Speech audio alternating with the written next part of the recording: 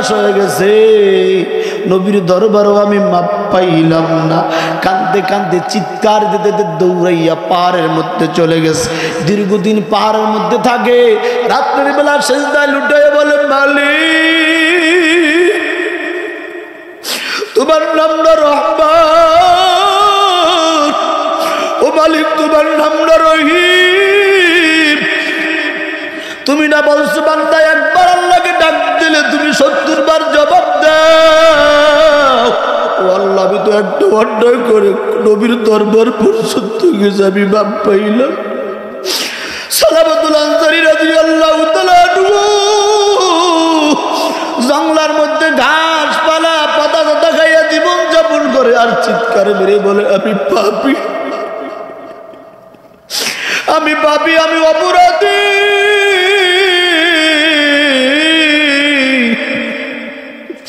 কয়েকদিন হয়ে যাওয়ার পর আল্লাহ তাআলা সালাবাতুল আনসারী রাদিয়াল্লাহু তাআলা তওবা গ্রহণ করে একজন ফেরেশতা জিবরাইল ফেরেশতাকে আমার নবীর দরবারে পাঠাই বলে, ও নবী গো,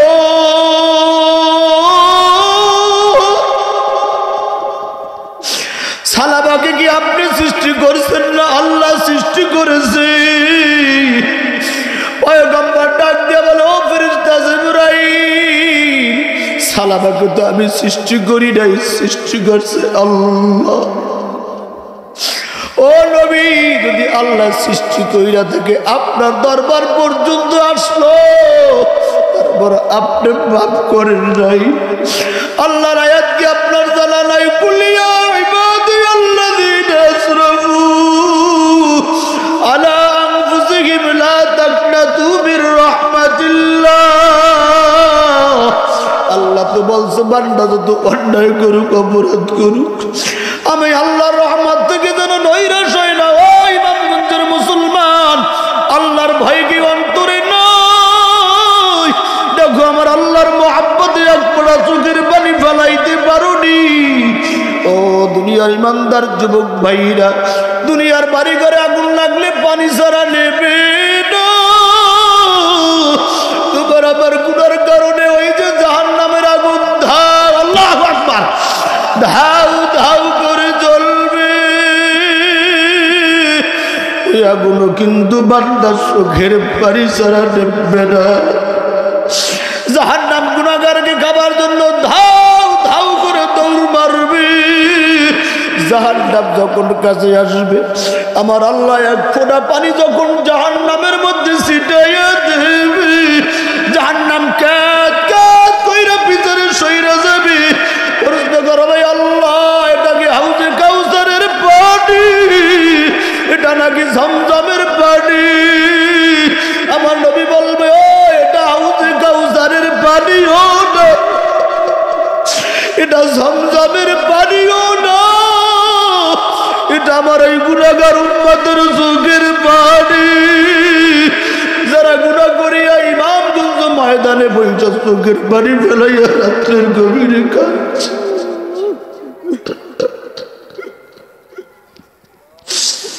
চোখের পানি যারা যুবক, জাহান্নামের আগুন নেবে না। এই ময়দানে বসিয়েও যদি আল্লাহকে বলতে পারো, আল্লাহ বাপ করে দাও, জোরে একটা ডাক দাও আল্লাহ। হাত তুলে আমার মাওলাকে জোরে ডাক দাও আল্লাহ। চোখেরই পলকে তুমি হতে পারো লাশ, চিরতরে বন্ধ হবে তোমারই নিঃশ্বাস, হবে আলান তোমারই নাম মসজিদের মাইকে। বাড়িওয়ালা নাই রে বাড়ি, নাই রে দুনিয়াতে, ঠিক কিনা? হবে আলান তোমারই নাম মসজিদের মাইকে।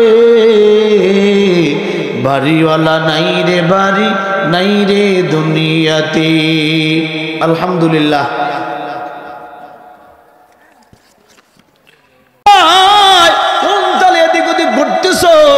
এমন কোন দিন নাই মানুষের মরণের খবর নাই। প্রতিদিন মসজিদের মাইকে আওয়াজ, অমুকের মা নাই, অমুকের বাবা নাই, অমুকের ভাই নাই। বলো ওই মসজিদের মহল্লায় তোমার আমারও এলান হবে কি হবে না? তবে কোন দিন হবে? একদিন পরে হবে না, এক মাস পরে হবে না, এক বছর পরে হবে, এক ঘন্টা পর হবে, এটা কি আপনি আমি বলতে পারি? কথা কোন পারি? যিনি বলতে পারে তিনি কে? আরো জোরে বলেন কে? তবে মরণ হবে, এইটা সত্য। আমার রব আল্লাহ বলেন, কুল্লু নাফসিন যায়িকাতুল মাউত সুম্মা ইলাইনা তুরজাউন।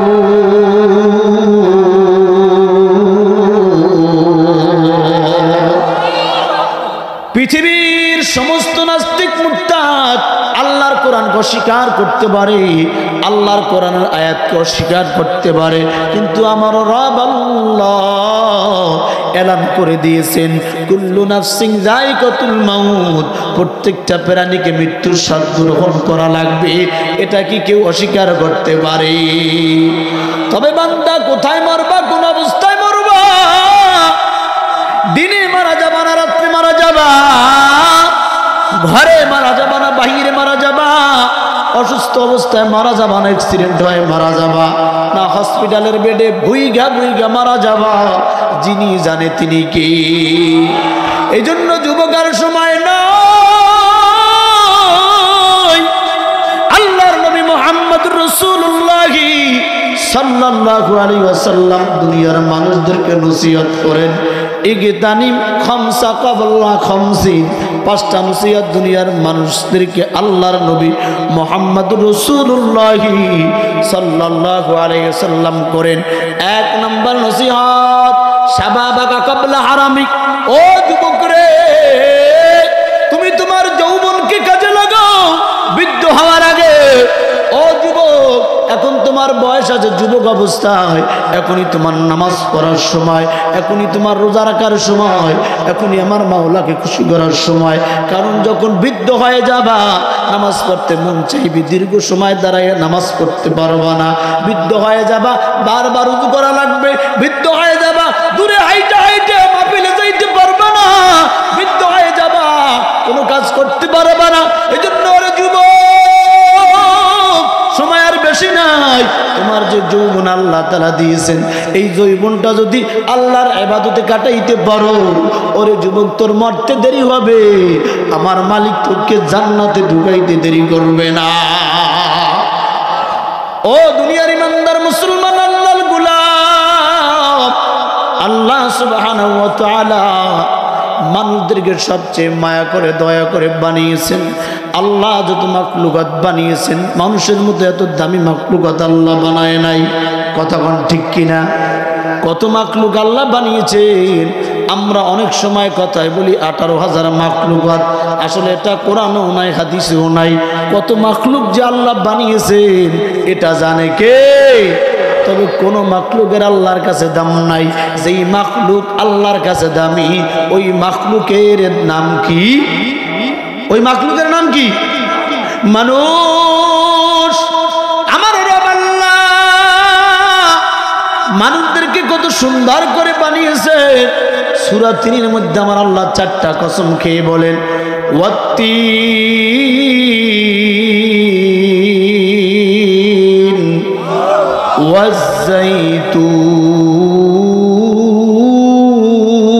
ওয়াজ্জাইতুন ওয়াতুরি সিনিনা ওয়া হাযাল বালাদিল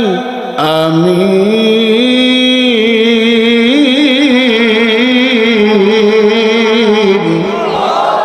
লাকাদ খালাকনাল ইনসানা ফি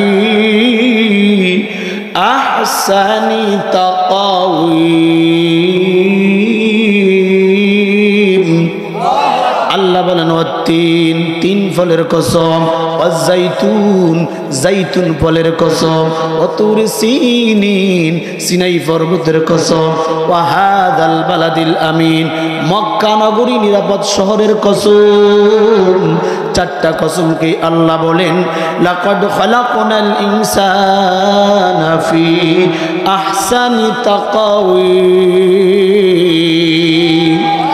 4টা কসমকে আল্লাহ বলে, মানুষকে আমি আল্লাহ সবচেয়ে সুন্দর করে বানিয়েছি। ও মানুষ তুমি কত সুন্দর তুমি জানো? পৃথিবীতে কোনো প্রাণী কথা বলতে পারে না, তুমি কথা বলতে পারো। কথা বলেন ঠিক কিনা? ও মানুষ, তোমার পেটে খিদা লাগলে জবান দিয়ে বলতে পারো পেটে ক্ষুধা লেগেছে। মাথা ব্যথা করলে বলতে পারো আমার মাথা ব্যথা করে। মনটা ভালো না, জবান দিয়ে প্রকাশ করতে পারো। এই যে এত সুন্দর করে আল্লাহ মানুষকে বানাইছে, অন্য কোনো প্রাণীকে বানায় নাই। বলেন উদ্দেশ্য আছে না নাই? কি উদ্দেশ্য আমার রব আল্লাহ বলেন, মা খালাকতুল জিন্না ওয়াল ইনসা ইল্লা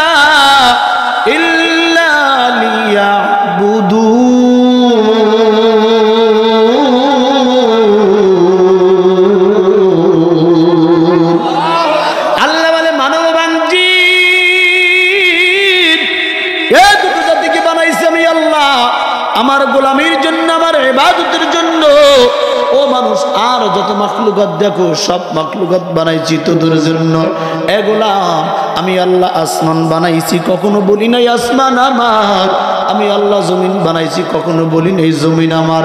7টা আসমান আল্লাহ বানিয়েছেন, কখনো বলেন নাই আসমান আমার। 7টা জমিন আল্লাহ বানিয়েছেন, বলেন নাই জমিন আমার। আল্লাহ বলে বান্দা 7 আসমান বানাইছি, তাকায়া দেখ। একটা আসমান বানাইতো আমি আল্লাহ একটা খুঁটি ব্যবহার করি নাই। আল্লাহু আকবার। ও দুনিয়ার বান্দা, আমি আল্লাহ সূর্য বানাইছি, আমি আল্লাহর জন্য না। এ বান্দা সূর্য তোর দরকার। আমি আল্লাহ চন্দ্র বানিয়েছি বান্দা, আমার জন্য না, তোর জন্য।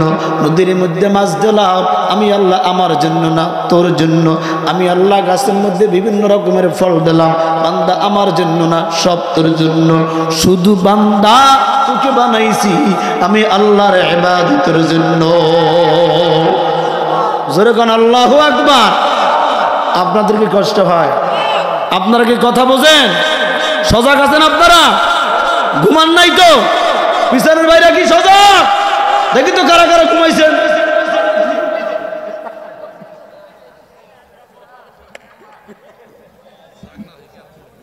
কেউ মাছ দেখলাম কারা কারা ঘুমাইছেন। আপনারা হাত তুললেন, আসলে কি ঘুমাইছেন?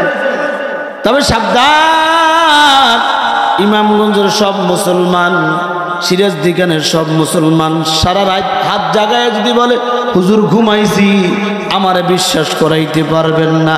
কারণ কি, আমি বরিশালের মানুষ, ভালো করে জানি ঘুমান্ত মানুষ কখনো হাত জাগাইতে পারে না। কথা কয় ঠিক কিনা? আল্লাহ জাগ্রত আছেন তো? নারে তাকবীর। এ ঘুমান্ত জাতির আওয়াজ হয়েছে। যুবকের শরীরে রক্ত থাকবে গরম, ঠিক কিনা বলেন? গলাটা খেক করতে না, রেডি রেডি। তবে 2টা ভাগ করবো, ডান পাশে আগে, বাম পাশে পরে, দেখবো কারা পাশ করে। আমি বলবো নারে তাকবীর, শুধুমাত্র ডান পাশের ভাইরা আল্লাহু আকবার বলবেন। রেডি আপনারা? হ্যাঁ, গলা খাসি দেন। আপনারা বললেন না নারে তাকবীর, আওয়াজ কান পর্যন্ত হয় নাই আমার। আপনারা কি রেডি? রেডি আছেন তো? নারে তাকবীর। এইটা আওয়াজ কি বেশি হয়েছে না? এখন এই 2 আওয়াজ যদি আমরা একসাথে করি, আওয়াজকে আগের চাইতে বাড়বে না কমবে? স্টেজের বাইরে রেডি আছেন না? নারে তাকবীর। বেড়া ধার জায়গায় কুতুর কুতুর করে হাতে দেখেছে গা। যুবকেরা তো মোবাইল টিপতে হাতে কাম করে না, লেখা বাংলা হয়ে গেছে গা। নারে তাকবীর। হ্যাঁ, টান টান, হাত টান, হাত টান টান।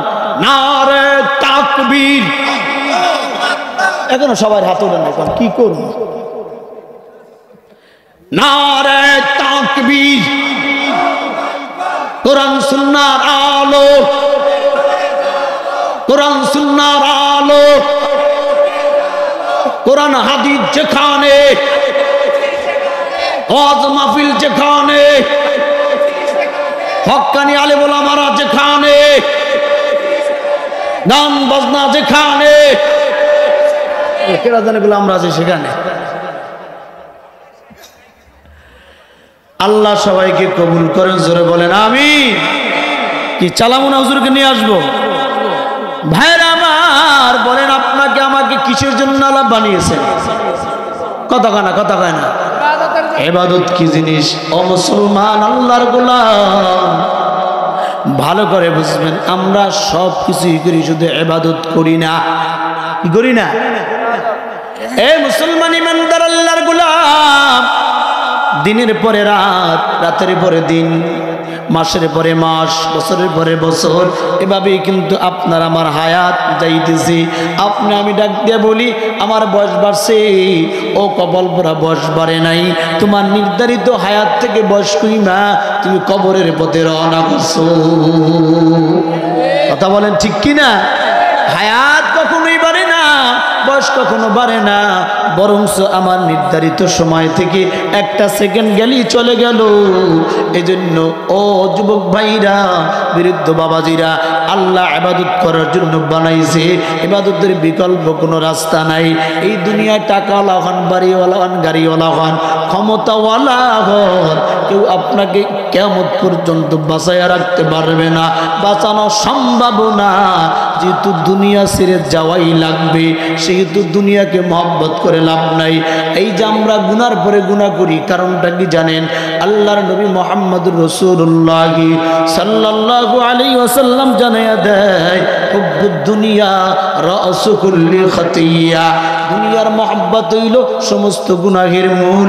আমরা শুধু গুনার দিকে ধাবিত হই। আজকে এমন কোনো জায়গা নাই, গুনার কারখানা নাই।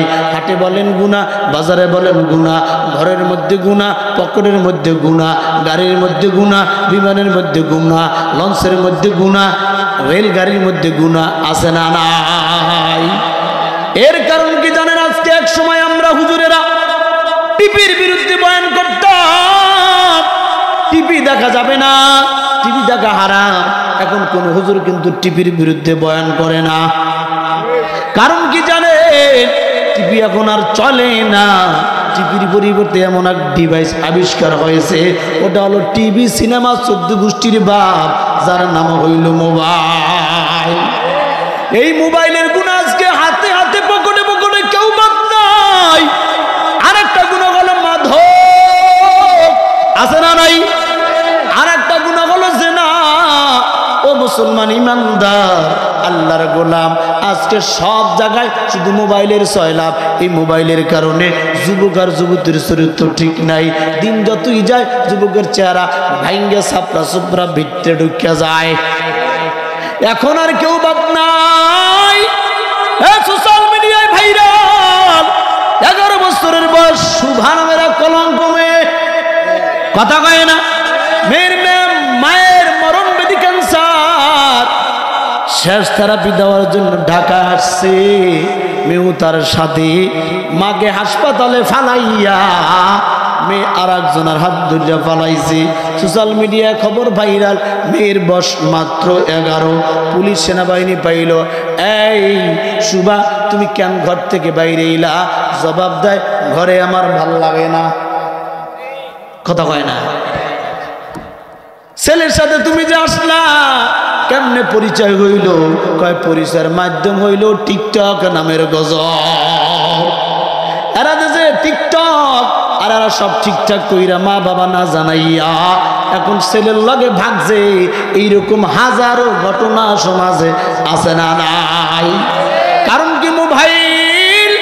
সব জায়গায় আমি একটা বলি, মোবাইলের গজবে যারা ধরছে, ওর জীবন জৈবন চরিত্র সব মাটির সাথে মিশে গেছে। মোবাইলের গুনাহ, হাতের গুনাহ, পায়ের গুনাহ।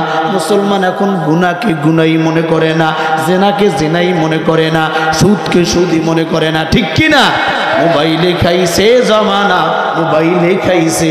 অল্প বয়সের পোলা মাইয়া প্রেমে জড়াইছে জমানা, মোবাইলে খাইছে জমানা, মোবাইলে খাইছে। আওয়াজ করে বলো ঠিক কিনা?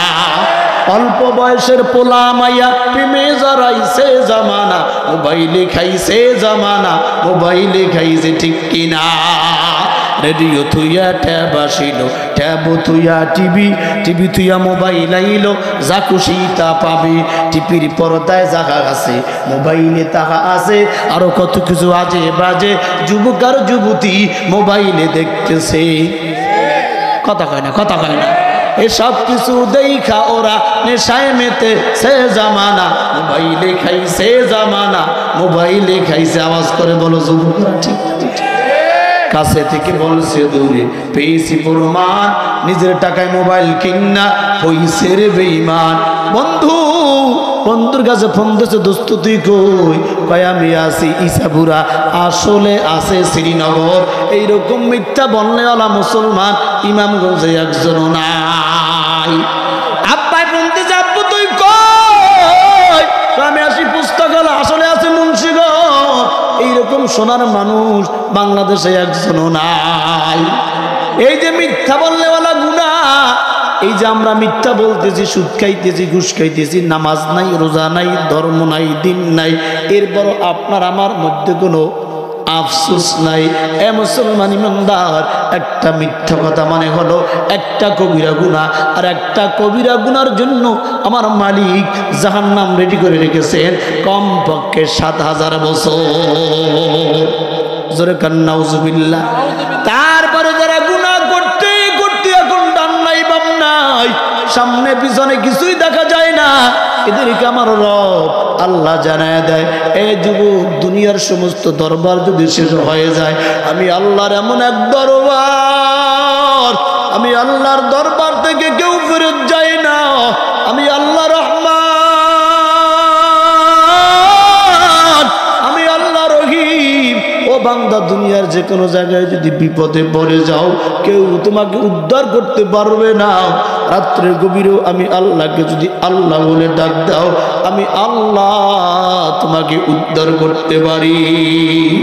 এ আল্লাহ তাআলা বলেন, কুল ইয়া ইবাদিয়াল্লাযীনা আসরাফু আলা আনফুসিহিম লা তাকনাতু মির রাহমাতিল্লাহ ইন্নাল্লাহা ইয়াগফিরুয যুনুবা জামিআ ইন্নাহু হুয়াল গফুরুর রহিম।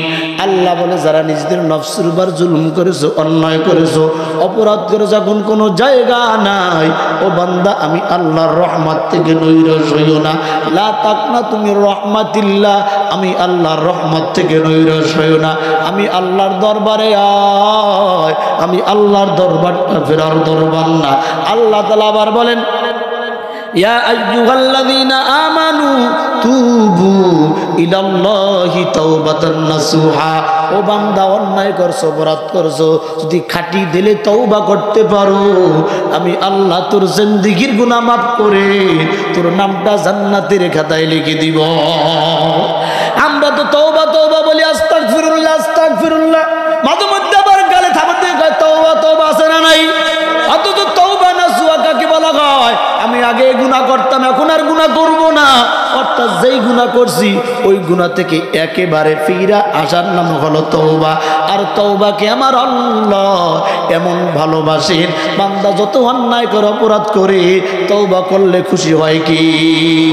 এই যে পীর সাহেবের খানকা, আল্লাহ ওলিদের দরবার, এই দরবার হলো তওবার দরবার। এই দরবার হলো গুনাহ থেকে ফিরা আল্লাহর সাথে সংযুক্ত হওয়ার দরবার। এই যে মাহফিলের ময়দান, এই ময়দান হলো জীবনের গুনাহ মাফ করাইয়া আল্লাহর সাথে কালেকশন করার। কথা বলেন ঠিক কিনা? আমার রব কেমন মায়ার, কেমন দয়ার যুবক, সাহাবীদের মতো এত ভালো মানুষ কেউ নাই। আল্লাহ সুবহানাহু ওয়া তাআলা 1 লক্ষ অথবা 2,24,000 পয়গম্বর পাঠিয়েছেন। বলেন, সর্বপ্রথম পয়গম্বরের নাম কি? আদম সফিউল্লাহ, প্রথম মানুষ, প্রথম পয়গম্বর। বলেন, সর্বশ্রেষ্ঠ পয়গম্বরের নাম কি? মুহাম্মাদুর রাসূলুল্লাহ সাল্লাল্লাহু আলাইহি ওয়াসাল্লাম। আমার আল্লাহ বান্দাকে কেমনে মাফ করে? ও যুবক ভাই, ও বৃদ্ধ বাবাজিরা, আমার সমস্ত নবীদের কষ্ট যদি এক পাল্লায় দেওয়া হয়, আমার নবী মুহাম্মদুর রাসূলুল্লাহ সাল্লাল্লাহু আলাইহি সাল্লামের কষ্ট যদি এক পাল্লায় দেওয়া হয়, আমার নবীর কষ্টের পাল্লা ভারী হয়ে যাবে। আবার এই নবী হলো পৃথিবীর সর্বশ্রেষ্ঠ মাখলুকাত, ইমামুল মুরসালিন। আমার নবী জান্নাতে ঢোকার আগ পর্যন্ত কোন নবী জান্নাতে ঢুকতে পারবেন না। শুধু তাই নয়, মুহাম্মাদের উম্মত জান্নাতে ঢোকার আগ পর্যন্ত কোন নবীরা পর্যন্ত জান্নাতে ঢুকতে পারবে না। আমার আল্লাহ তাআলা কেমনে মাফ করে দেয় রে যুবক? নাই, আমার আল্লাহর দরবার কখনো নিরাশ হওয়ার না। আমার নবী নবুয়ত প্রাপ্তি হওয়ার পর মক্কার অলিতে গলিতে দাওয়াত দেয়, বেঈমানেরা আমার নবীকে নির্যাতন করে, মারে, ধরে। এরপর আমার নবী কখনো রাগান্বিত হয় না। যখন মক্কায় নবীজি কালেমার দাওয়াত দিয়ে কোনো চান্স পাইলেন না, আমার আল্লাহ কেমনে মাফ করে একটা ঘটনা মনে পড়ছে, বলবো নি? নবীজি মক্কায় কোথাও চান্স না পাইয়া আমার নবী, দয়ার নবী আমার, দয়ার নবী আমার রহমাতুল লিল আলামিন এবার কালেমার দাওয়াত দেওয়ার জন্য তায়েফ যায়। তায়েফ যাওয়ার পরে তায়েফবাসীরা আমার নবীর সাথে ভালো ব্যবহার করে নাই। আবু জাহল, উতবা, শাইবা আমার নবীর বিরুদ্ধে বকাইটা ছেলেদেরকে লিলাইয়া দেয়। এমন বৃষ্টির মতো পাথরের আঘাত খাওয়ার পর নবীজির শরীর মুবারক থেকে রক্ত ঝরতে ঝরতে আমার নবীর জুতার সাথে পাও মুবারক অ্যাটাচড হয়ে গেছে। এরপর আমার নবী দুঃখ প্রকাশ করে নাই। জিবরাইল এসে বলে, ও পয়গম্বর, তাইফবাসী আপনাকে এত মারামারি, আপনি যদি অনুমতি দেন তায়েফের পার উল্টে দেয়, এদেরকে মেরে ফেলি। আমার নবী দরদ নিয়া কণ্ঠে বলে, ও জিবরাইল, আমার তায়েফবাসীদেরকে যদি তুমি পাথর পাহাড় চাপা দিয়ে মাইরা ফেলো, বলো আমি কাদের কাছে কালেমার কথা বলবো, কোন মানুষগুলা আল্লাহ বলবে? আমার নবী বদ্ধ করেন নাই।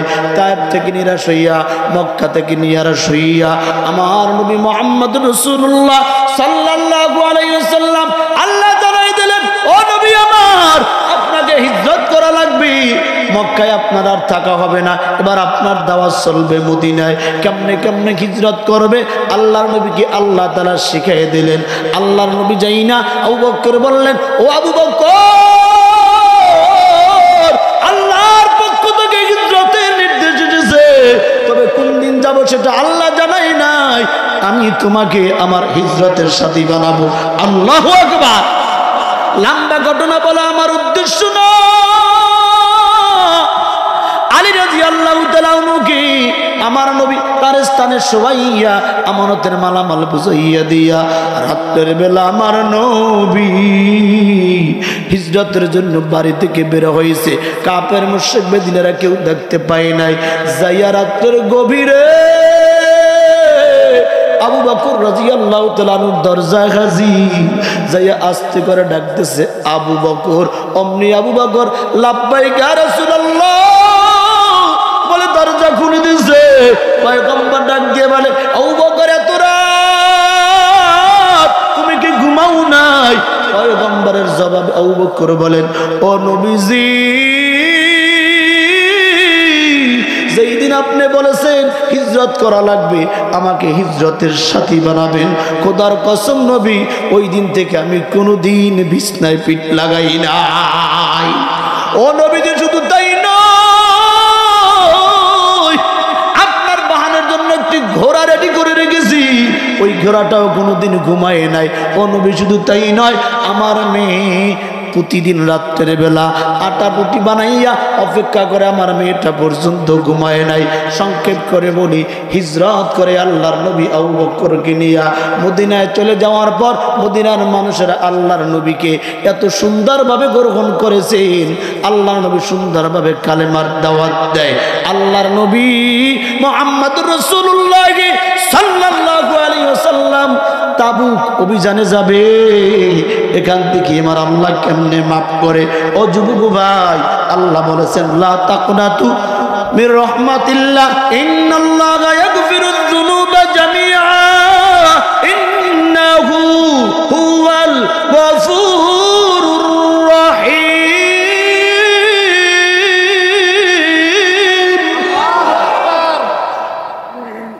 আল্লাহ নবী হিজরত করে মদিনায় যাওয়ার পর মদিনার আনসারী সাহাবীরা সবাই নবীর সাথে ভালো ব্যবহার করেছে, যেখানে যা দরকার সব কিছু নবীজিকে দিয়েছে।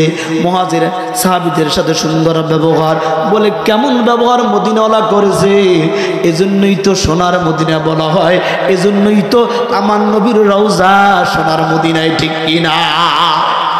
মক্কা মদিনাবাসী আমার নবীর সাথে সুন্দর আচরণ করেছেন, এজন্য আমার আল্লাহ নবীজিকে মদিনায় রেখেছে। কিয়ামত পর্যন্ত যত মুসলমান মক্কায় যাবে, মদিনায় না গেলে প্রাণ শান্তি হয় না, ঠিক কিনা? বলে ওই মদিনার আনসারী সাহাবীরা কেমন সুন্দর ব্যবহার করেছেন।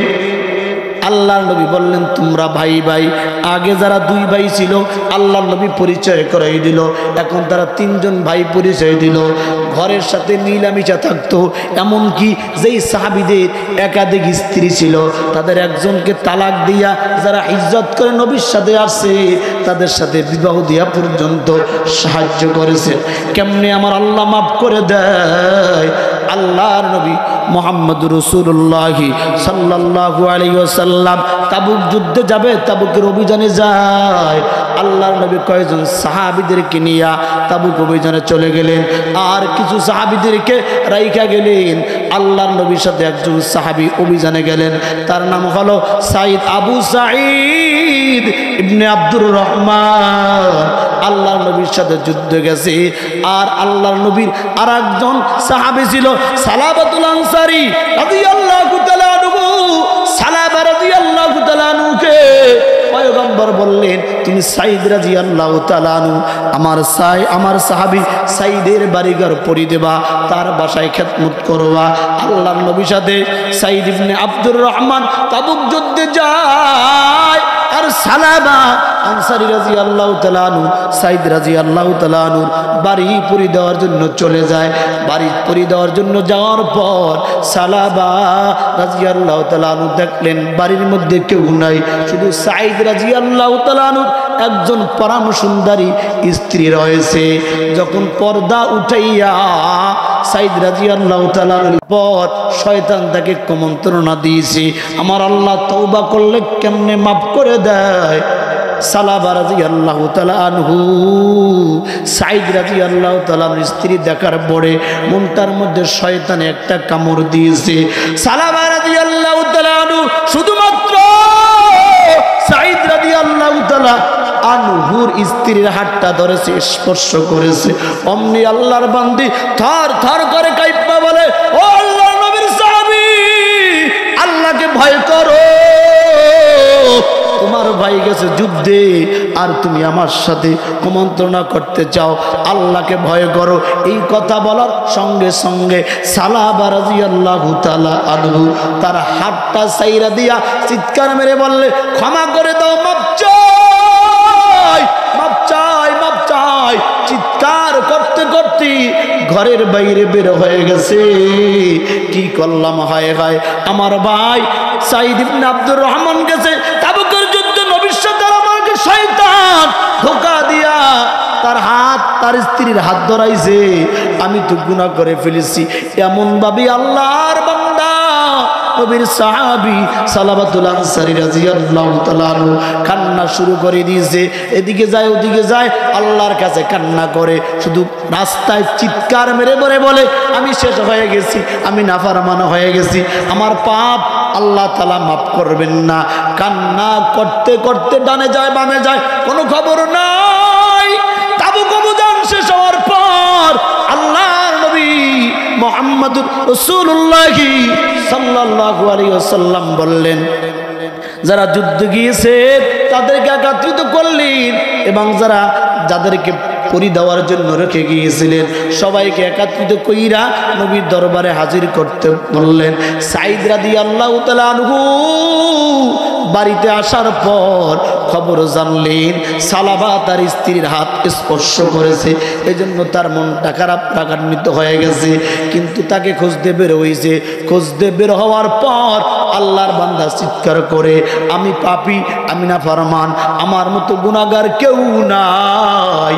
সাইদ রাদিয়াল্লাহু তাআলা দেখলেন আল্লাহর বান্দা গুনাহ করার পর অন্তরের মধ্যে এত ব্যথা, এত চিৎকার মেরে মেরে গুনার কথা প্রকাশ করতেছে, আল্লাহর কাছে মাফ চাইতেছে, তাহলে মনে হয় সালাবা শয়তানের ধোকায় পড়ে করেছে। ও সালাবা, চিন্তা নাই, তুমি শয়তানের ধোকায় পড়ে করেছো, তুমি নিজের ভুল নিজে বুঝতে পেরেছো। আল্লাহর নবীর সাহাবীরা, আনসারী মুহাজির সমস্ত সাহাবীরা নবীর দরবারে হাজির। নবী মুহাম্মদ রাসূলুল্লাহ সাল্লাল্লাহু আলাইহি ওয়াসাল্লাম দেখলেন সালাবাকে তো সাইদের বাড়ি পুরি দেওয়ার জন্য রেখে গিয়েছিলাম, এই সালাবা কোথায়? সালাবাকে সাইদ রাদিয়াল্লাহু তাআলা আনহু খুঁজে বের করলেন। খুঁজে বের করার পর তার পাপের কথা স্বীকার করতেছে আর কান্না করতেছে। সাইদ রাদিয়াল্লাহু তাআলা আনহু বুঝলেন সালাবাতুল আনসারী অবশ্যই ভুল করেছে, জন্য ক্ষমা চায়। ও সালাবা, তুমি নবীর দরবারে চলো, নবী তোমাকে নিয়ে যেতে বলেছে। সালাবা রাদিয়াল্লাহু তাআলা আনহু চোখের পানি ছাইরা দিয়ে বলো, আমার ভাই, আমি আমার নবীর দরবারে মুখ দেখাইতে পারবো না। আমি যে অন্যায় করেছি আমার মালিকও মাফ করবেন না, আমার পয়গম্বরও মাফ করবেন না। জোরাজুরি করার পর সালাবা কোনোভাবেই রাজি হয় না। সালাবা ডাক দিয়া কয়, ও আল্লাহর নবীর সাহাবী, আমাকে যদি নবীর দরবারে নিতে হয় তোমাকে একটা কাজ করতে হবে, আমার হাত দুইটা ঘাড়ের সাথে বানবা, লটকাইয়া বানবা, আর বলবা আল্লাহর নাফরমান বান্দা আমাকে অপমান অপদস্থ অবস্থায় এই রাস্তা পাড়ি দিয়া নবীর দরবারে নিয়ে যাবা। এই শর্ত যদি তুমি পারো তাহলে আমি নবীর দরবারে যাব, আর এইটা যদি না করতে পারো তাহলে আমি নবীর সামনে আমার এই মুখ দেখাইতে পারবো না। সাইদ রাদিয়াল্লাহু তাআলা বলেন, ও পয়গম্বরের সাহাবী, এত অন্যায় অপদস্থ তোমার করতে হবে না, আল্লাহ তোমাকে মাফ করে দিয়েছে। বলে আল্লাহ মাফ করছে, কিন্তু দুনিয়ার মানুষে জানুক আমি কত বড় নাফরমান, নিজেকে নিজে কত ছোট বানাইয়া দিছে, আল্লাহর কাছে কেমনে সবর্ত করছে। ঠিকই সাইদ রাদিয়াল্লাহু তাআলা আনহু সালাবার হাত ঘাড়ের সাথে বান্ধিয়া প্রথম নিয়ে গেছে হযরত ওমর রাদিয়াল্লাহু তাআলা আনহু দরবারে। ওমরের দরবারে যেয়া বলে, ও খলিফাতুর রাসূল, আমি তো অন্যায় করে ফেলেছি, পাপ করে ফেলেছি, আমার কি কোনো তওবার ব্যবস্থা আছে কিনা? ওমর এমন মেজাজি মানুষ, চক্ষু গরম হয়ে গেছে। ওমর রাদিয়াল্লাহু তাআলা আনহু ধমক দিয়া পাঠায় দিয়া বলে, এ সালাবারে মাফের কোনো রাস্তা নাই, এত বড় জঘন্য অপরাধ তুমি করেছো। এবার সাইদ রাদিয়াল্লাহু তাআলা আনহু সালাবাতুল আনসারী রাদিয়াল্লাহু তাআলা আনহুকে আবু বকরের কাছে নিয়ে গেলেন। আবু বকরের কাছে যাওয়ার পরও সেম কাহিনী। আবু বকর বলে, এত বড় নাফরমান, এত বড় গুনাহ করতে পারলা, তোমার তওবার কোনো ব্যবস্থা নাই। আবু বকরের দরবার থেকে নিরাশ হইয়া এবার আলী রাদিয়াল্লাহু তাআলা আনহুর দরবারে নিয়ে যাওয়া হয়। আলীও তারায়া দেয়। চতুর্থ নম্বরে সালাবাতুল আনসারী রাদিয়াল্লাহু তাআলা আনহুকে দয়ার সাগর, মায়ার সাগর, রহমাতুল লিল আলামিন মুহাম্মদুর রাসূলুল্লাহ সাল্লাল্লাহু আলাইহি ওয়াসাল্লামের কাছে হাজির করা হয়। যে কান্দা কান্দা বলে, ও নবী গো,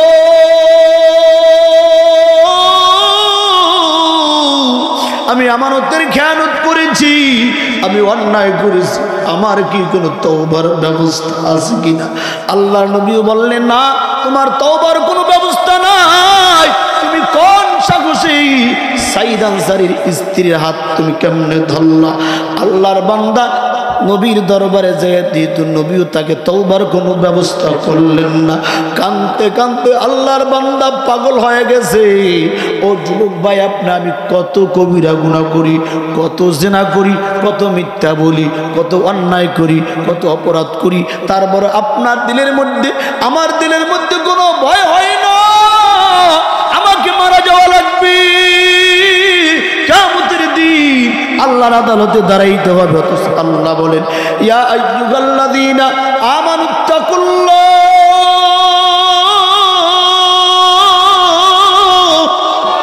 ও ইমানদারের দল, আমি আল্লাহকে ভয় কর। কিন্তু আপনার মধ্যে আমার মধ্যে আল্লাহর কোনো ভয় নাই। আর সালাবাতুল আনসারী মাত্র হাতটা ধরছে, এর মতো কত কান্নাকাটি। ওমরের দরবারে গেল, আবু বকরের দরবারে গেল, আলীর দরবারে গেল, পয়গম্বরের দরবারে গেল। আর আজকে আমরা একটা মিথ্যা বললে স্বীকার করি না যে এটা আমরা করি নাই। মানুষের মতো মানুষকে মার্ডার কইরা অস্বীকার করি, মানুষের সম্পদ লন্ডন করে খায়। এমনকি এই জমিনে হাজার মানুষ আছে পরকীয়ার সাথে জড়িত, কোনো চিন্তাও নাই, আছে না নাই? ও মুসলমান ইমানদার, সালাবাতুল আনসারী এবার নৈরাশ হয়ে গেছে। নবীর দরবারও আমি মাপ পাইলাম না। কাঁদতে কাঁদতে চিৎকার দিতে দিতে দৌড়াইয়া পাহাড়ের মধ্যে চলে গেছে। দীর্ঘদিন পাহাড়ের মধ্যে থাকে, রাত্রের বেলা সেজদায় লুটাইয়া বলে, মালিক তোমার নামটা রহমান, ও মালিক তোমার নামটা রহিম। তুমি না বলছো বান্দা একবার আল্লাহকে ডাক দিলে তুমি 70 বার জবাব দাও। ও আল্লাহ, আমি তো একটা অন্যায় করে নবীর দরবার পর্যন্ত গেছে, আমি বাপ পাইলাম। সালাবাতুল আনসারী রাদিয়াল্লাহু তাআলা জঙ্গলার মধ্যে ঘাস পালা পাতা পাতা খাইয়া জীবন যাপন করে, আর চিৎকার মেরে বলে, আমি পাপী, আমি পাপী, আমি অপরাধী।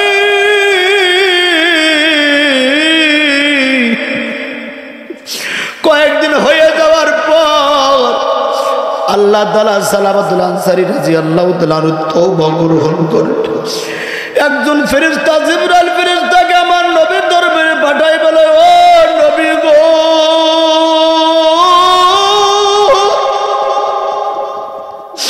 সালাবাকে কি আপনি সৃষ্টি করেছেন না আল্লাহ সৃষ্টি করেছে? পয়গম্বর ডাক দিয়ে বলে, ও ফেরেশতা জিবরাইল, সালাবাকে তো আমি সৃষ্টি করি নাই, সৃষ্টি করছে আল্লাহ। ও নবী, যদি আল্লাহ সৃষ্টি কইরা থেকে আপনার দরবার পর্যন্ত আসলো, তারপর আপনি মাফ করেন নাই।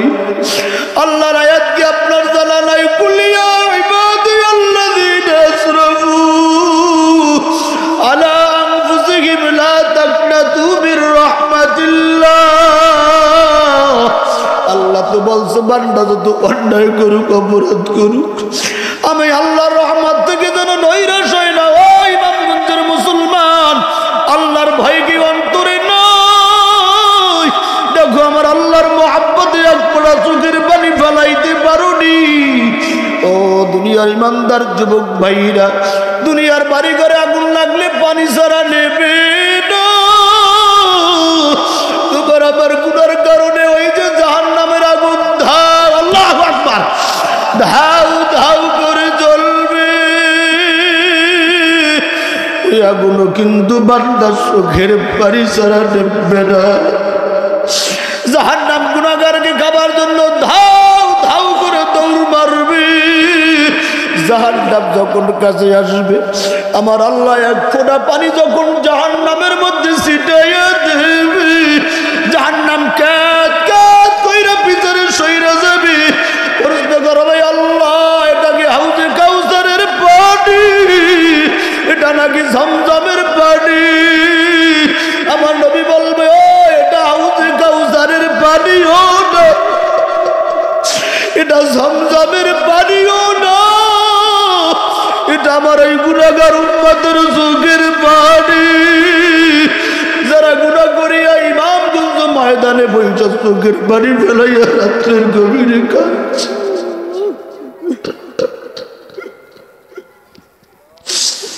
চোখের পানি যারা যুবক, জাহান্নামের আগুন নেবে না। এই ময়দানে বসিয়েও যদি আল্লাহকে বলতে পারো, আল্লাহ বাপ করে দাও, জোরে একটা ডাক দাও আল্লাহ। হাত তুলে আমার মাওলাকে জোরে ডাক দাও আল্লাহ। সালাবাতুল আনসারী রাদিয়াল্লাহু তাআলা আনহু জঙ্গলার মধ্যে ঘুরতেছে। আর ফেরেশতা যখন জিবরাইল নবীজিকে বলল, ও নবীজি গো, আপনি কি সালাবাকে সৃষ্টি করেছেন না আল্লাহ? আমার নবী ডাক দিয়া কয়, সালাবাকে সৃষ্টি করছে আল্লাহ, আমাকেও সৃষ্টি করছে আল্লাহ। তাহলে আবু বকরের কাছে গেল, ওমরের কাছে গেল, আলীর কাছে গেল, আপনার কাছে আসলো, আপনি তো মাফ করেন নাই। সালাবা সংলা সংলা করে আল্লাহ মাফ করে দিয়েছে। অমনি আমার নবী ওমর রাদিয়াল্লাহু তাআলা, আবু বকর, সালমান ফারসি রাদিয়াল্লাহু তাআলা নবীর দরবারে উপস্থিত। আমার নবী ডাইকা বলে, ওমর, ওমর গো, আবু বকর ও সালমান ফারসি, আমার সাহাবী সালাবাতুল আনসারীকে আমার দরবারে নিয়ে আসো, আল্লাহ তাকে মাফ কইরা দিতে। সালমান ফারসি আর আবু বকর রাদিয়াল্লাহু তাআলা দুইজন সালাবাতুল আনসারীকে খোঁজার জন্য বের হয়েছে। সারা মক্কায় ঘুরে কোথাও সালাবাতুল আনসারী নাই। একজন কৃষক বাড়ির সাথে সাক্ষাৎ হয়, ও কৃষক ভাই, সালাবাতুল আনসারীকে দেখছো কিনা? কৃষক ভাই ডাক দেয়া বলে, সালাবাতুল আনসারীকে চিনি না, তবে একজন মানুষকে জঙ্গলে দেখছি। চিৎকার মেরে বলে, আমি পাপী, আমি অপরাধী, আল্লাহ মাফ করে দাও। প্রতিদিন দিনের বেলায় জঙ্গলার মধ্যে, পাহাড়ের মধ্যে চিৎকার মেরে বলে, আমি পাপী, আমি পাপী। পাগলের মধ্যে পাগলের মতো ঘরে দিনে তাকে পাইবা না, রাত্রের বেলা যদি পাহাড়ের গুহায় যাইয়া দেখবা, ওই সালাবাতুল আনসারী সেজদায় পড়ি একটা গুনার কারণে সারা রাত চিৎকার আর বলে, আল্লাহ তুমি কি আমাকে মাফ করবে না? আবু বকর রাদিয়াল্লাহু তাআলা আনহু আর সালমান ফারসি রাদিয়াল্লাহু তাআলা আনহু রাত্রের বেলায় জঙ্গলার মধ্যে, রাত্র গভীর কালো হয়ে গেছে, স্তব্ধ, সালাবাতুল আনসারীর সাথে কেউ নাই। রাত্রের গভীরে কান্না কইরা বলে, আল্লাহ আমাকে মাফ করবেন, আমি তো অন্যায় করে ফেলেছি। আবু বকর রাদিয়াল্লাহু তাআলা আনহু সালাবাতুল আনসারী রাদিয়াল্লাহু তাআলা নামাজ শেষ হওয়ার পরে বলে, ও সালাবাতুল আনসারী, তোমাকে তো আল্লাহ মাফ করে দিয়েছে, নবী পাঠিয়েছে, সালাবা তোমাকে নবীর দরবারে যেতে হবে। সালাবা ডাক দিয়ে বলে, এই নাফরমানের সাহাবী, দ্বিতীয়বার নবীকে দেখাইতে চাই না। ও সালাবা, তুমি তো নাফরমান না, তোমার কান্না আমার আল্লাহ এমন ভাবে কবুল করেছে, নবীর কাছে জিবরাইল আইসা বইলা গেছে, তোমাকে মাফ কইরা দিয়েছে। আল্লাহর নবীর সাহাবী সালাবাতুল আনসারী রাদিয়াল্লাহু তাআলা আনহুকে রাত্রের বেলা নিয়া মসজিদে নববীর মধ্যে রওনা। ফজরের জামাতে আমার নবীজি দাঁড়াইয়া গেছে, ওরে যুবক, ক্যাপ্টেন মাফ করে দেয়। আমার নবী ফজরের নামাজে দাঁড়াইছে, সূরা ফাতিহা শেষ করেছে, আর সালাবাতুল আনসারী, সালমান ফারসি আর আবু বকর এরা কাতারের পিছনে তিনজন দাঁড়াইছে। আল্লাহর নবী সূরা ফাতিহা শেষ করার পর যখন শুরু করলেন, আল্লাহ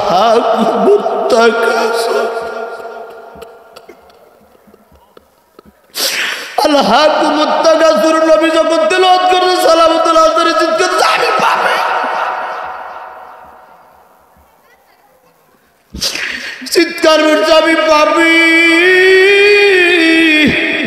আল্লাহর নবী যখন সূরা তাকাসুর তেলাওয়াত করতে করতে হাত্তা সুরতুল মাগাবি এই পর্যন্ত তেলাওয়াত করছে, সালাবাতুল আনসারী রাদিয়াল্লাহু তাআলা চিৎকার মেরে দুনিয়া নামাজের কাতার থেকে জমিনে ফুইরা গেছে। নামাজের ডানে বামে সালাম ফিরানোর পর আল্লাহর নবী বললেন, ও সালাবাতু, ও সালমান ফারসি, সালাবাতুল আনসারীর শরীরে একটু পানি ছিটাইয়া দাও। সালাবাতুল আনসারী রাদিয়াল্লাহু সালাবা আনসারী রাদিয়াল্লাহু তাআলা আনহু শরীরে পানি ছিটানো হইল। সালমান ফারসি চোখের পানি ছাইরা দিয়া বলে, নবী গো, আপনার সালাবাত আর দুনিয়াতে নাই। ও নবী, আপনার সালাবাত দুনিয়াতে নাই। আল্লাহর নবী বললেন, সালাবাকে আমি নিজে গোসল করাবো, ওর জানাজার নামাজ আমি নিজে পড়াবো।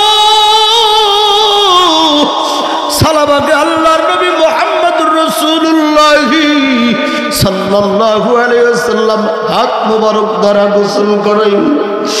জানাজা রেডি হয়ে গেছে, আল্লাহর নবী জানাজা পড়াবার জন্য মাঠের মধ্যে যায়। মানুষের নিয়ম হলো মানুষ হাইটা হাইটা জানাজা পড়তে যায়, এদিক দিক ওদিকে যায়, কিন্তু নবীজি মাঠে পাও দিয়া হাঁটে না, হাঁটুয়ার হাতের উপর ভর কইরা সালাবার জানাজা পড়াবার জন্য যাইতেছে। সালাবার জানাজা পড়াবার জন্য যায়। জানাজা কমপ্লিট হওয়ার পর সাহাবীরা প্রশ্ন করলেন, পয়গম্বর কোনদিন তো আপনাকে এইভাবে হাতের তালুয়ার হাঁটু দিয়া বড় করে জানাজা কোথাও যাইতে দেখি না, আজকে আপনি সালাবাতুল আনসারী রাদিয়াল্লাহু তাআলা নূর জানাজা পড়াবার জন্য হাতের তালু আর হাঁটু কাট ব্যবহার করলেন। আমার নবীর চোখের পানি ছাইরা দিয়ে বলো, আমার সাহাবীরা শোনো, সালাবাতুল আনসারী মাত্র একটা হাত কইরা গুনাহ কইরা নিজেকে এমন আল্লাহর কাছে ছোট বানাইয়া দিছে, এমন তওবা করাই করেছে, এমন কান্না করাই করেছে, ও আমার দরবারে আইসা আমার সাথে সাক্ষাৎ করতে পারে নাই। আমি ওকে আবার দরবার থেকে তাড়াইয়া দিয়েছিলাম।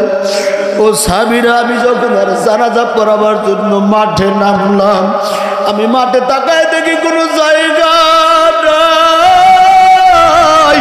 আমার আল্লাহ লক্ষ লক্ষ রহমতের ফেরেশতা পাঠাইছে তার জানাজা পড়াবার জন্য। ও যুবক ভাই বিরুদ্ধ বাবাজিরা আমার, গুনাহ করছেন, অন্যায় করছেন, অপরাধ করছেন, কোনো অপরাধ নাই। আল্লাহ বলেন, কুলিয়া ইবাদিয়াল্লাযীনা আসরাফু আলা আনফুসিহিম লা তাকনাতু মির রাহমাতিল্লাহ ইন্নাল্লাহা ইয়াগফিরুয যুনুবা জামিআ। আমি আল্লাহর দরবার নৈরাশ হওয়ার দরবার না। এখনো সময় আছে বাবা, গুনার কামটা ছাইরা দাও। আগে নামাজ পড়ো না, এখন নামাজ পড়া শুরু করো। আগে দাড়ি কামাই, যখন দাড়ি রাখা শুরু করে দাও। আগে মাথায় টুপি দাও না, এখন মাথায় টুপি দাও। আর কয়েকদিন পরে সামনে রমজান মাস আসতে আছে, এখন নিয়ত করে নাও রমজান মাসে একটা রোজাও ছাড়বো না। আল্লাহ তাআলা বলেন, ইয়া আইয়ুহাল্লাযীনা আমানু কুতিবা আলাইকুমুস সিয়াম কামা কুতিবা আলাল্লাযীনা মিন ক্বাবলিকুম লাআল্লাকুম তাত্তাকুন। আল্লাহ বলে, রমজান মাসের রোজা তোমাদের উপর ফরজ করা হয়েছে যেমনি ভাবে পূর্ব উম্মতের উপরও ফরজ করা হয়েছিল। ও মুসলমান যুবক ভাইরা, ইমামগঞ্জের মুসলমানেরা, পর্দানিশীন মা বোনেরা, আল্লাহর দরবারে আখিরি মোনাজাত তওবা করবা আর নিজের গুনার কথা স্মরণ করবা। কান্না যদি না আসে মন কি বুঝাবা? তোমার আমার মতো কত মানুষ কবরে চইলা গেল, কত মানুষের জানাজা তুমি পড়ছো, আমি পড়াইছি। কই আমার দাদা, কই আমার বাবা, কই আমার মা? আমি কয়েকদিন আগে বাড়িতে গেছিলাম, আমার মা নাই, বাবাও নাই রে যুবক। কত কষ্ট করে লেখাপড়া করেছি জানো না। মসজিদে যখন নামাজ পড়া কবরস্থানে দোয়া করলাম, তাকায় থেকে এই কবরে ছোট্টবেলা তাদেরকে দাদা বলে ডাকতাম, দাদারা নাই।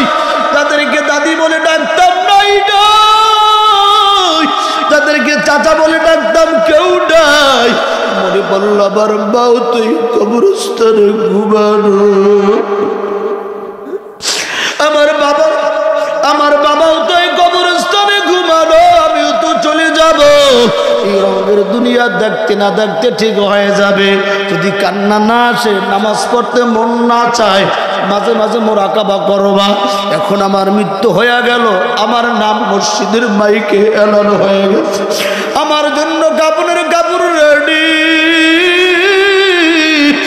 আমাকে গোসল করাইয়া সাদা কাপড়ের প্যাকেট বানাইয়া কবরে রওনা করছে। যারা আমার আপন ছিল সবাই আমাকে কবর চাপা দিয়া চলে আসছে। মুনকার নাকির ফেরেশতা চলে আসছে। 3 প্রশ্নের জবাব যদি বান্দা দিতে পারো, কবর জান্নাতের টুকরা হয়ে যাবে। মান রাব্বুকা ওয়া মান দীনুকা ওয়া মান নাবিয়্যুকা।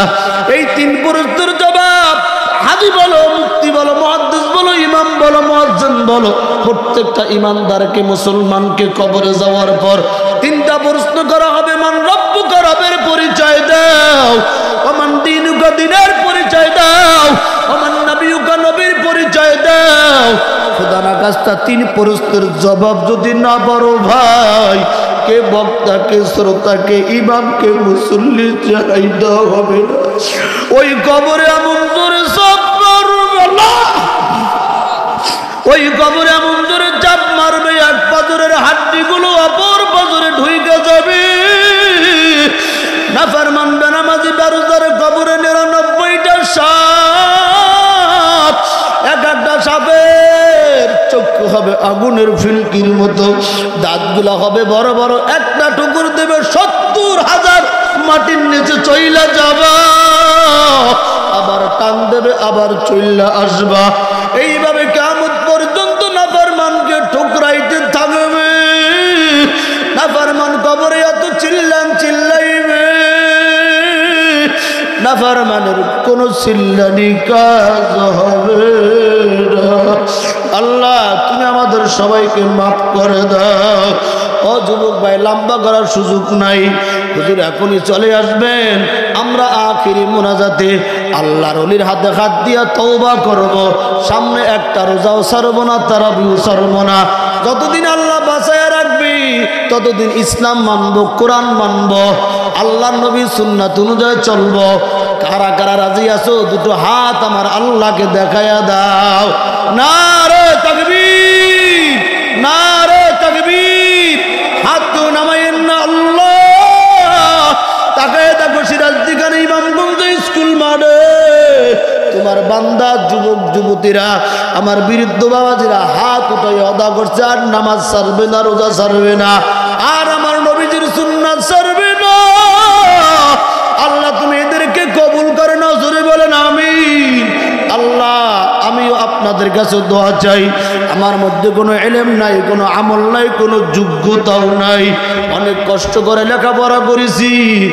আল্লাহ ওয়ালাদের দোয়ার বরকতে, উস্তাদদের দোয়ার বরকতে আল্লাহ সারা বাংলাদেশটা ঘুরায়। আমি আপনাদের কাছে দোয়া চাই, আল্লাহ যেন ইলমে আমলে উচ্চ মাকাম দান করে, আল্লাহ যেন প্রত্যেকটা সফর নিরাপদ করে দেয়, আল্লাহ যেন ইখলাসের সাথে বাকি জিন্দেগি চলার তৌফিক দান করে দেয়। জোরে বলেন আমিন। হুজুর চলার আসার আগে আমি বয়ান ছেড়ে দিই, কারণ এরা হলো আমাদের মাথার তাজ। এদের কারণেই আমাদের ইসলাম এখনো টিকে আছে। কে বলেন ঠিক কিনা? এই আল্লাহওয়ালাদের বয়ান লাগে না, এদের চেহারার দিকে তাকাইলি কলবে হেদায়েতের বাতি জ্বলে যায়। ঠিক কিনা বলেন? এই জন্য আমরা এখনো যারা এদিক সেদিক ঘোরাফেরা করছি, আল্লাহর রাস্তায় যুবক ভাইরা, আমার বয়ান শোনেন নাই, কোনো অসুবিধা হয় নাই, আমার সাথে বেয়াদবি করছেন, আমি এতে কোনো কষ্টও পাই নাই। কিন্তু আল্লাহর ওলি প্যান্ডেলে ঢোকার আগেই আপনাদের হাতে ধরে বলবো, আল্লাহর ওলি যদি নজর পড়ে যায় বেটা, জীবন বদলায়া যাবে। ঠিক কিনা বলেন? এরকম হাজার হাজার প্রমাণ আছে। শুধু আল্লাহর ওলির চেহারা দিকে নজর পড়ছে, আল্লাহর ওলি চোখ দিয়ে তাকাইছে, গাঁজাখোর ভালো হয়ে গেছে, ইয়াবাখোর ভালো হয়ে গেছে, মদখোর ভালো হয়ে গেছে, জুয়াখোর ভালো হয়ে গেছে। ঠিক কিনা বলেন? কিন্তু আমাদের দেশে এরকম পীড়িত আছে, নামাজ নাই, রোজা নাই, দিন নাই, ধর্ম নাই, শুধু রজব মাস আসলেই শুধু ওরস মুবারক। কি আছে না নাই? এরা বড় বড় গেট সাজায়, ওরস, এগুলা সব ভণ্ড। যেই পীরের মুরিদের মধ্যে নামাজ নাই, রোজা নাই, দিন নাই, ধর্ম নাই, খোদার কসম তা কখনো আল্লাহওয়ালা হক পীর হতে পারে না। সমস্ত ওলিদের, সমস্ত আল্লাহওয়ালাদের একমত, যেই পীরের 5 জনের মধ্যে কমপক্ষে 3 জন মুরিদ, আস্তে আস্তে তাদের আমল, আখলাক, সিরাত, সুরাত ভালো, তারা নিঃসন্দেহে হক পীর। কিন্তু আমাদের দেশে বছরকে বছর যায়, যাইতেই আছে, আজও পর্যন্ত থুতায় দাঁড়িয়ে ওঠে নাই, আজও পর্যন্ত মাথায় টুপি ওঠে নাই, আজও পর্যন্ত গায়ের মধ্যে পাঞ্জাবি ওঠে নাই, আজও পর্যন্ত সুদের খাতা থেকে নাম কাটে নাই, আজও পর্যন্ত স্ত্রীকে পর্দায় ঢুকায় নাই। এরকম পীরের মুরিদ আমাদের মুন্সিগঞ্জে একজনও নাই। এরকমও পীর আছে, তারা গাঁজা খাইতো, ইয়াবা খাইতো, মদ পান করত, সুদ খাইতো, ঘুষ খাইতো, মাত্র কোন রকম মুরিদরা ধরে বান্ধা নিয়া দরবারে হালাই দিছে। একবার যাওয়ার পরই মাথায় টুপি, মাথায় পাগড়ি, গায়ে পাঞ্জাবি আছে না নাই? এগুলো আপনারা খুঁজে খুঁজে বের করবেন। নারে তাকবীর, জোরে জোরে নারে তাকবীর। আল্লাহর ওলির আগমন, বিশা হুজুরের আগমন, নারে তাকবীর, নারে তাকবীর। আল্লাহর ওলির আগমন, শুভেচ্ছার স্বাগতম। বিশা হুজুরের আগমন,